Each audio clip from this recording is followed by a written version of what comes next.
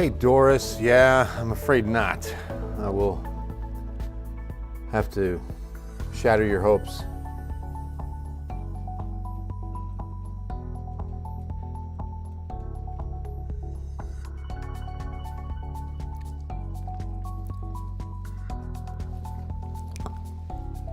A good Tuesday evening to you. Bill Taylor here, Ken's 5 Digital Center after a hot Tuesday. Exact same high as we did yesterday. 103, as you can see right here. Actually, 104. What am I saying? We did reach 104 officially. It was 103 when I left at 6. So sometimes that'll happen where we get the official. Oh, what a beautiful shot at the airport. Look at that. Oh, that is pretty. Plane just landing. San Antonio International and one on the way. See the lights in the distance there. So yeah, the official high 103 here, but we've got highs showing 104 here, right? No, oh, okay. That must have been the feels like. Is that what's going on? Yeah, that's what it was. The feels like is 104. The highs today, 103. So let's go back to the highs. We had 108s. Those were the highest, right? Yep, had 3 of them. Then you see 106 at Pleasanton, 105 at New Braunfels, 102 Seguin. How about Del Rio hits 107? Lots of heat. And yet it still feels like 107 down there in Pearsall and Cotulla, 104 Carrizo Springs and San Antonio, 103 New Braunfels. I mean, it doesn't really feel like 104 outside. Maybe I'm getting too used to this heat. Howdy, JR. Sarah, I'm afraid not. Good evening, Patty. I had a great cool day. Not even a sprinkle available. I'm sorry. Nada. This high is relentless. And we're not looking at a chance of rain anytime soon because the high is very strong and it's only expected to get stronger. Hi, Diane. Yes, continue to pray for all kinds of things, but including some cooler weather for sure. So here's the high. It's kind of centered over El Paso, Four Corners, So watch what happens, though. The center of it, see how the center of it moves a little farther east?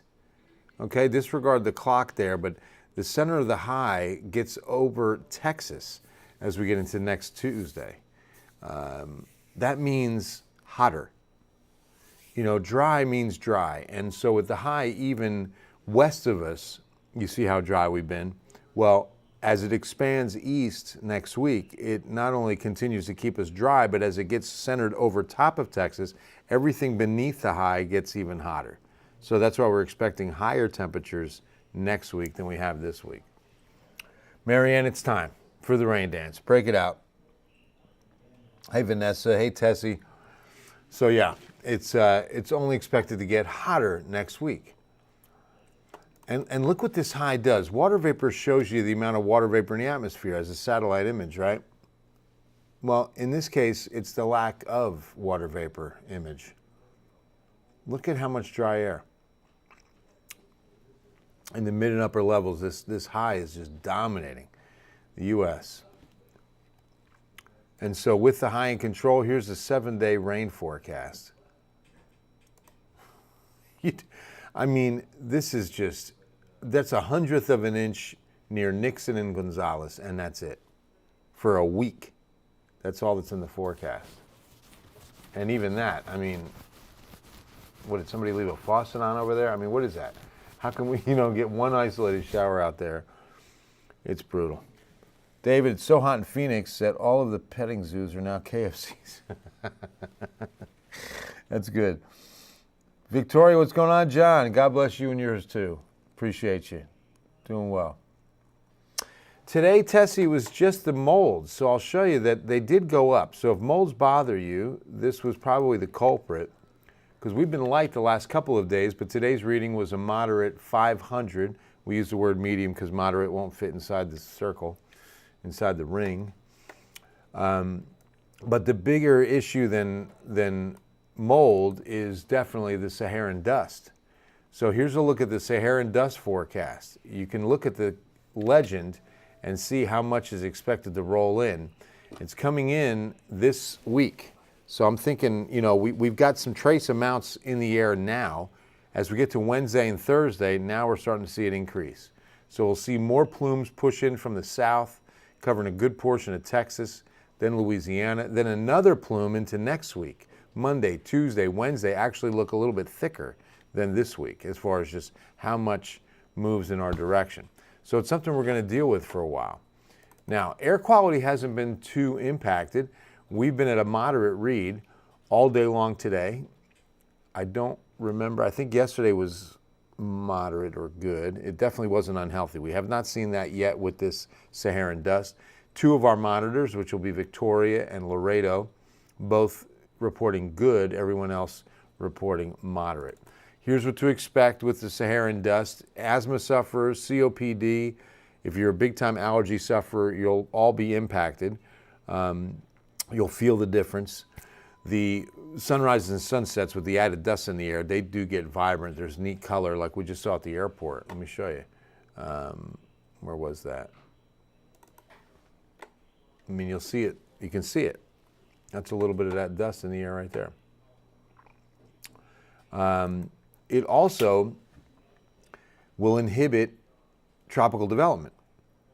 Because see, when this drier air comes off the Saharan desert into the Atlantic basin, dry air is a tropical system's enemy. You don't want dry air. You don't want sinking air. You want good rising air, buoyancy. You want low upper level wind speeds. Those are all the conditions that are favorable for good tropical development.